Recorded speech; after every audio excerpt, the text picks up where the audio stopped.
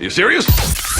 Good day. This is How to Kill an Hour. I'm Nick Bright. He's Marcus Bronzy. This is the show all about tech. And today, Marcus, what are we chatting about? Oh, bro, this is one of our episodes where we're not talking about a tech story. We're just talking about what's going on in the world, man.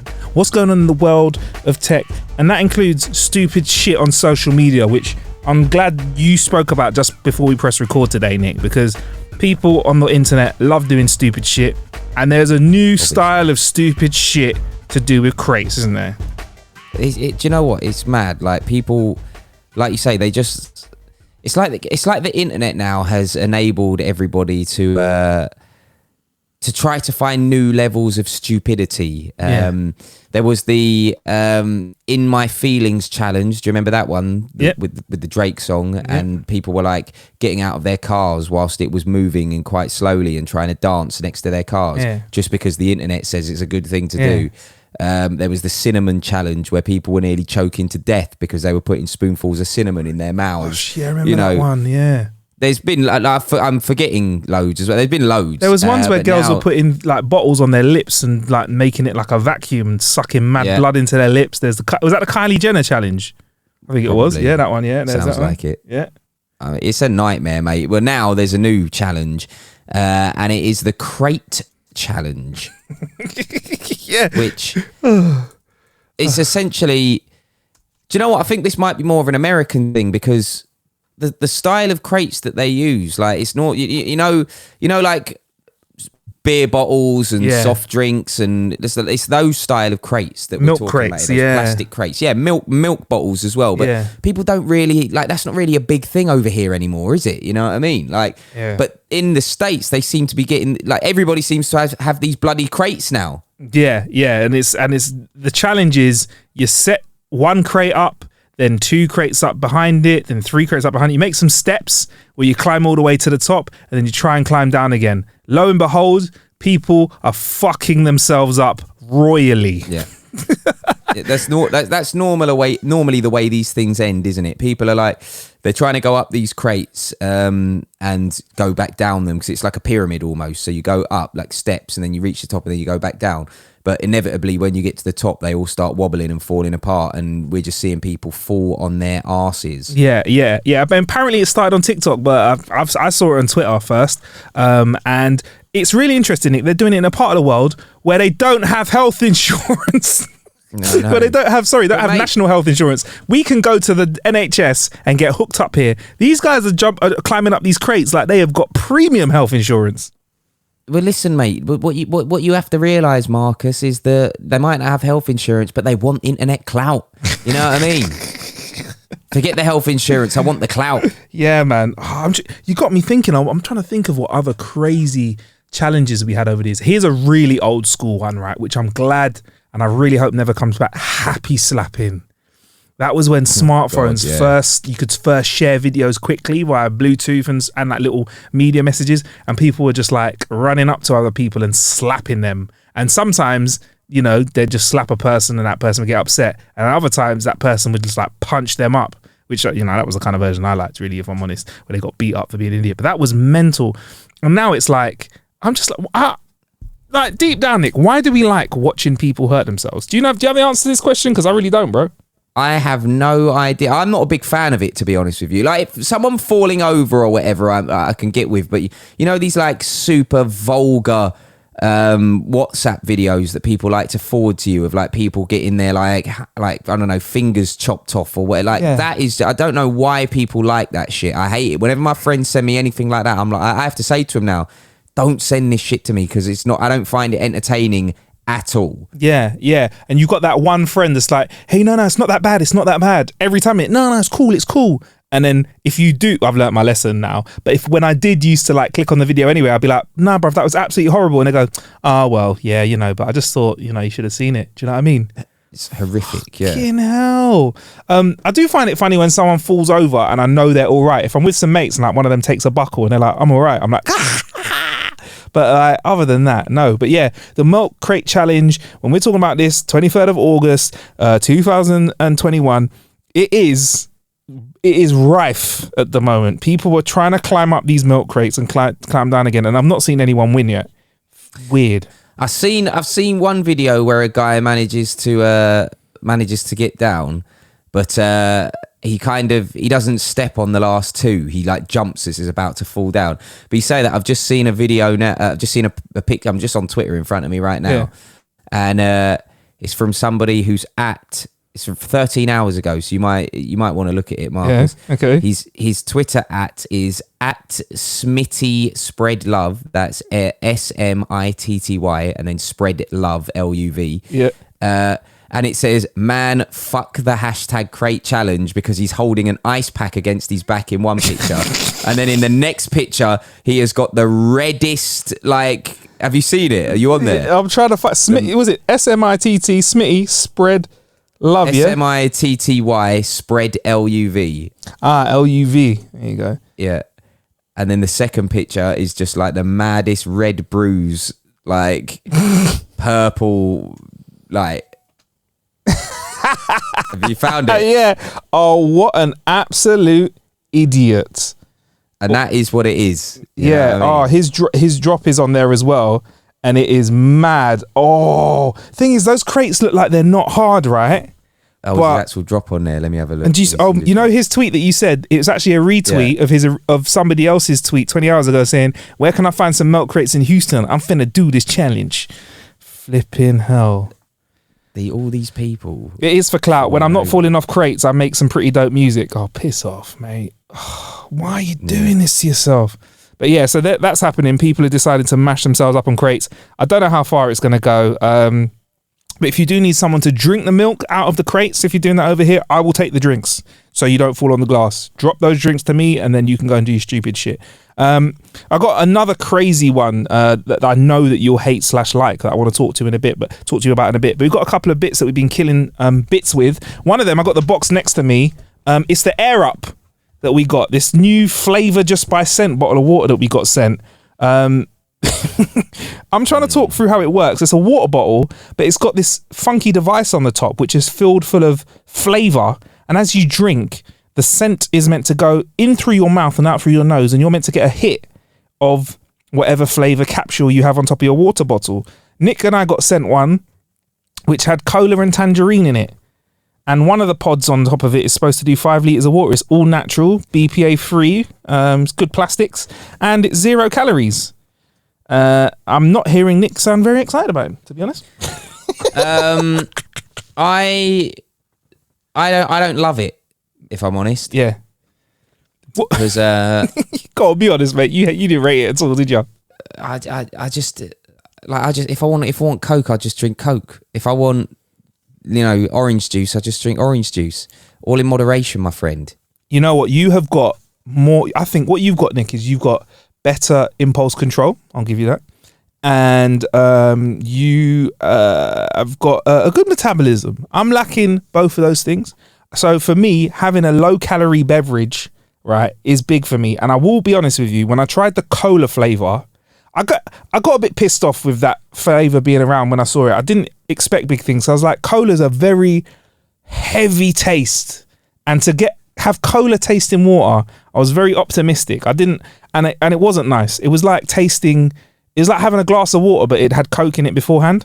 That's what it tasted like. Yeah. I can get with that. Yeah. Wasn't rating it. But when I flipped over to the orange, again, it wasn't orange juice or squash, but it tasted like somebody had put a little bit of slice of orange in my water, which is all right, which is not bad. And obviously at the end of the day, when I've been drinking out of it, I don't have bits of orange floating around in my water bottle as well. So I've got other flavors that I do want to test. And we did do an unboxing video of it where I do explain more about what I rate and what I don't rate. But yeah, I'd say, look, it wins on subtle fruit flavors for me, but for cola, it's a no. I took that shit straight out. I don't want a cola flavor. I want cola. Do you know what I mean? Yeah. But I want the full fat, full ting. Exactly. You get me? But if I am sitting here in the office and I just want some water, I've been using it, bro. I'd be lying if I wasn't drinking my water out of it. So, it's cool. So they've got you then. I took it to the gym once, and I was using it when I was on the bike. Yeah. But I mean, I'm not mental for it. I can see what they're trying to do, and it might work. Yeah. Look, it could work. I'm not gonna slate it or anything like it, but it's just not for me. But I'm not the biggest kind of water guy. Like some people have those big water bottles that have like times on, and it's like how much you've meant to drunk. Blah blah. I just drink water when I feel thirsty. You know what I mean? Yeah. Exactly. I think for that market though, for those people who like religiously drink water, I think it could be a really good thing. Okay, yeah, there you go. Well, it's one of them ones, isn't it? I like it. Nick's not a fan. Let's be honest. That's the air up. Surprise. What do you mean surprise? Well, I like it. I don't like everything. No, I'm not a fan. Oh, it's like yeah. most of the things that Marcus likes, I'm always like the guy bringing it down. Yeah, listen, but we need it's balance. shit, isn't it? You know what I mean? We need balance, mate. We need balance. I'm here for the balance. Yeah, Nick and I just watched the new trailer for a brand new computer game out of a franchise that has been around for a while. It's Saints Row, the new Saints Row game. If you're not familiar with Saints Row, I'll be honest, it kind of sits. It used to be, when it first came out, my idea that Saints Row it felt to me that Saints Row was kind of like ripping GTA, but what it did is it kind of took the GTA sandbox model and just went in a fucking mental idea. It just went, in a funky, crazy way. I remember there was like one that I played, I think it was in 2015, I think, and there was a dubstep gun in it. So you shot it at people and they'd skank out and die. It'd have mental stuff in it like that. Do you know what I mean? Yeah. Yeah, like it was like, I feel like Saints Row was like the cartoon version of GTA, where GTA was a little bit more realistic, even though it's not realistic. Saints Row just took it to the absolute nth degree, and I was here for it, bruv. I enjoyed it, man. But this new version, we watched the trailer for it. No gameplay as yet, though. We just saw a trailer. The trailer's obviously hard, isn't it? Because it looks like a film. Yeah. Like it's like all this CGI stuff now is mental. It's like it's. The only thing that I feel like they haven't managed to perfect on CGI yet, because it all looks so realistic to me, is when they speak. You know, when people speak on CGI, the mouth movements are not quite as natural as, when you see someone's actual mouth move. Exactly. But once they do that, it's going to be a wrap. You know what I mean?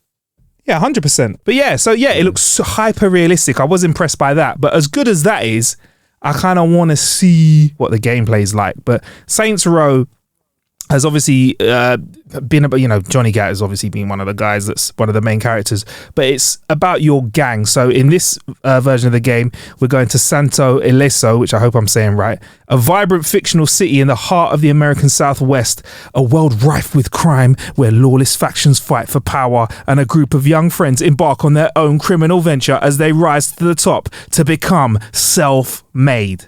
Which we've heard this story a million times before, but we kind of want to see how this rolls. But it revolves around our future boss, Nina Kevin, and Eli is her side partner. And they form the Saints and take on the Los Panteros, which are, the Idols and Marshall. And you build your empire across the streets and battle for control of the city. So really, it's a startup company, but just a gang version, innit? Do you know what I mean? Sounds about right. Sounds about right, yeah. I mean, look. At this point, I'm hyped, but I also am of the party of people that has to let the game come out and play it before I judge it. Yeah. Because I'm not getting 100%. gassed again. Yeah, I got gassed with Cyberpunk. I got gassed with another game called No Man's Sky, and I'm not. It's not happening again. But what we have got is a game that has got a great franchise, and they kind of love to be out there and crazy, a bit edgy. So maybe we've got a game that's good. I mean, I'll give you some highlights that we've been given about the game. It's out next year, February 2022. And they're saying that we can witness the birth of the Saints. So we play the original story full of criminality, extraordinary scenes, and signature surprises, obviously laced with humor. The wild west of what it was like back in the day. So obviously it'll be a big city to be around. You can build your criminal empire. They say they've got lots of guns, which I'm ready for, bruv. Like I said, it was a dubstep gun was my favorite gun from Saints Row over the years. And we'll see what that's like. And they've got co-op as well. So you can drop in, drop out co-op with your mates, which I'm here for. I don't know how you feel about co-op with games, Nick, but I'm becoming somebody who I kind of want to share the experience with somebody, bruv. I feel like it's more fun. Do you know what I mean? Like there was even a game called was it No Way Out? What was the co-op jail game? There was a co-op jail game that came out. Tell me, go on. It was A Way Out, bruv. Way Out, close. No Way Out is close. Yeah.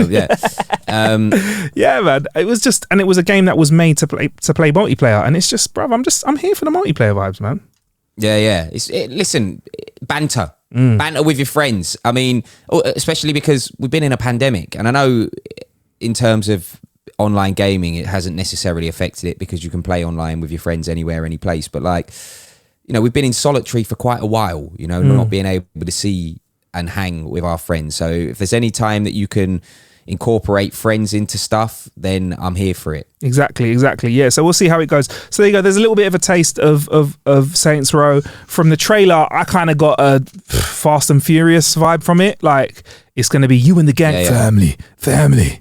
Yeah, very much so. Yeah, you and the gang getting together and just shooting up the streets. And I don't know, look, it's Saints Row, so you know there's going to be a snake in the gang somewhere. You know there's going to be a twist in the tale. I'm excited, but no, I'm not trying to get too excited. Right, Nick, before we get out of here, I am on the NASA website. I'm on nasa.gov, right? Right, what you got? And I'm looking at a real call for people. You, Nick, you and you, the listener, and I are being recruited by NASA. They want us, all right? Right, here for we go. A year-long trip to Mars. No. Check the... No. They better speak to someone else. Wait with me, Nick. Hang on, though. What if you could go to Mars without going to Mars? How about that?